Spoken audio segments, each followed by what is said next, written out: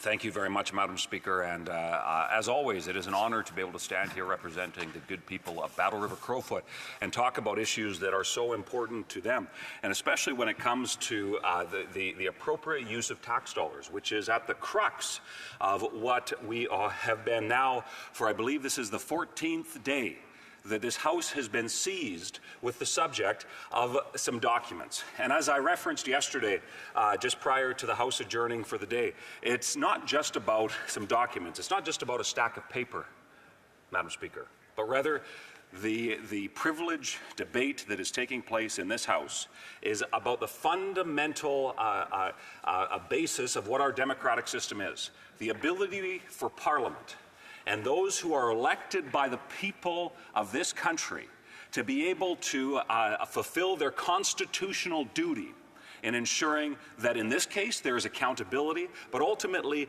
that this place, the People's House of Commons, is, remains, and continues to be the supreme lawmaking authority for the land. And what is often referred to in the technical term is Parliament has unfettered access to any document in the country. Any document in the country. That includes documents in relation to government spending. Now, it's been interesting because the government has kind of flip-flopped. Each day they seem to have a different tact on how they want to attack Conservatives for simply asking for accountability. But what is very, very interesting is this whole debate could be avoided. And it's actually quite simple. It could easily be avoided by the government simply releasing the documents.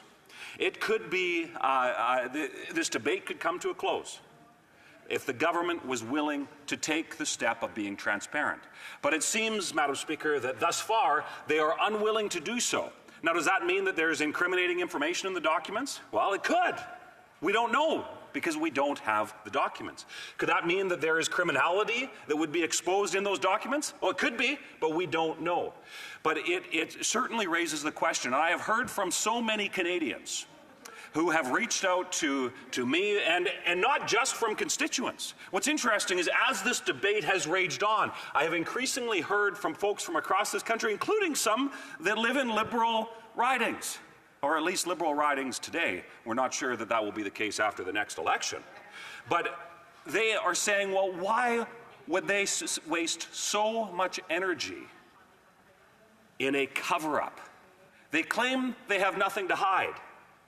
If that was in fact the case, this is what people are sharing with me, then they should be more forthcoming. So I would invite members of the governing party, members of the Liberal Party, backbenchers who have the constitutional obligation to represent the people that send them here, end the cover-up, release the documents. It is truly simple and straightforward. Yet, these Liberals refuse at every turn. And what is distressing, I think, to so many Canadians is that there has been, over the last 9 years, an erosion of trust into the very foundation of our democratic infrastructure in this country. We have seen time and time again, and I talked yesterday about the normalization of constitutional crises. And it sounds, if one was to outline today, 9 years ago, what this government would perpetuate in terms of normalcy in what they are, how they treat the institutions of Parliament, of government, how they treat Canadians, the fact that these Liberals are the first under the Modern Emergencies Act, since the Prime Minister's father invoked it in the 70s, the first government to suspend charter rights. That government, that Prime Minister, can you believe it? That Prime Minister suspended the charter rights of Canadians.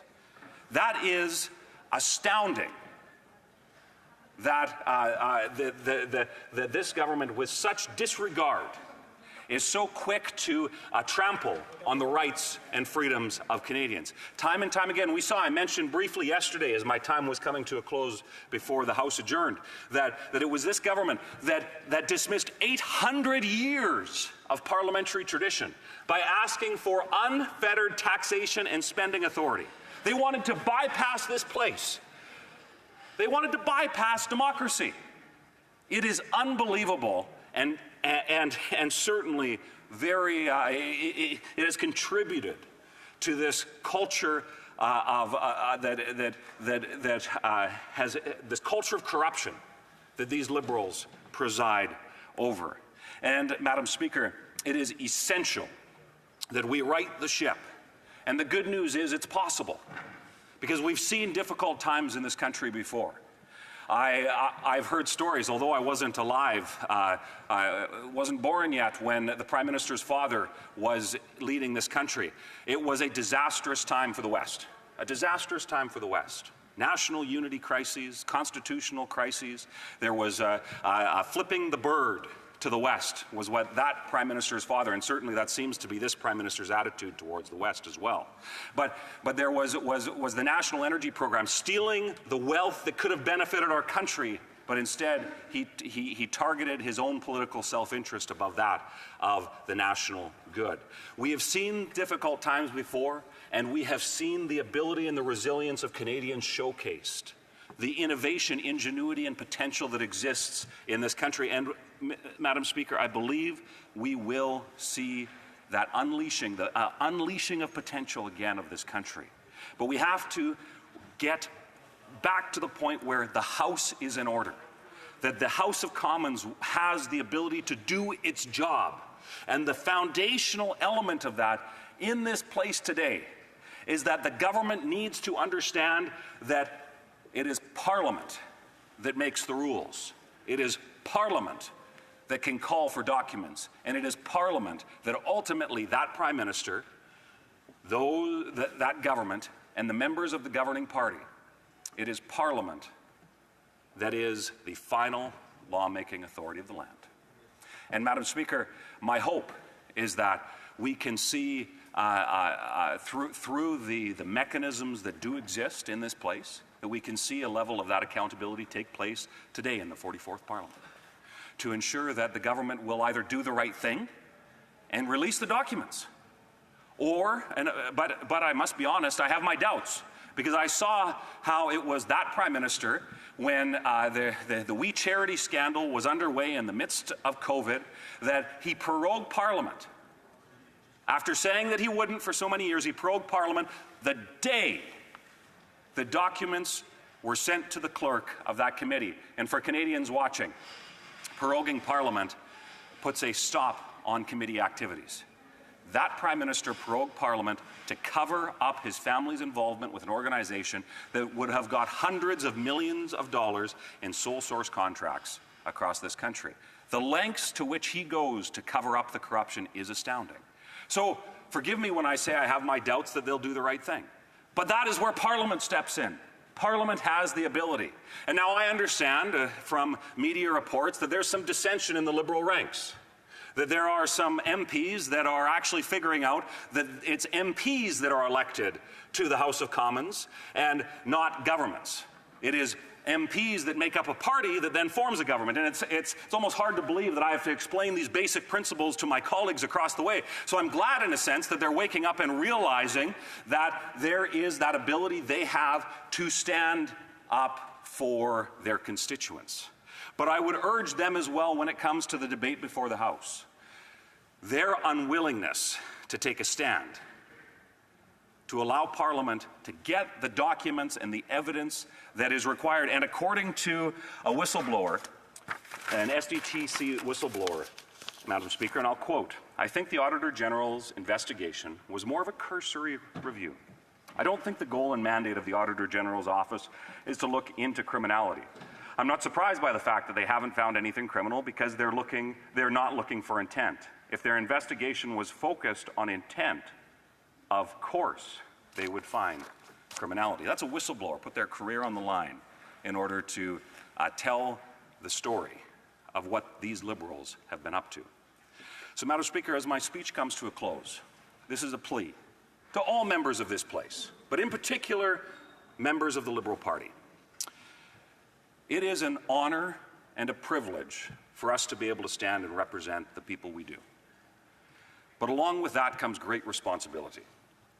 And for the fact that we have a Prime Minister and a government that is so quick to dismiss the need to ensure that there is integrity and accountability in the structures of governing our country.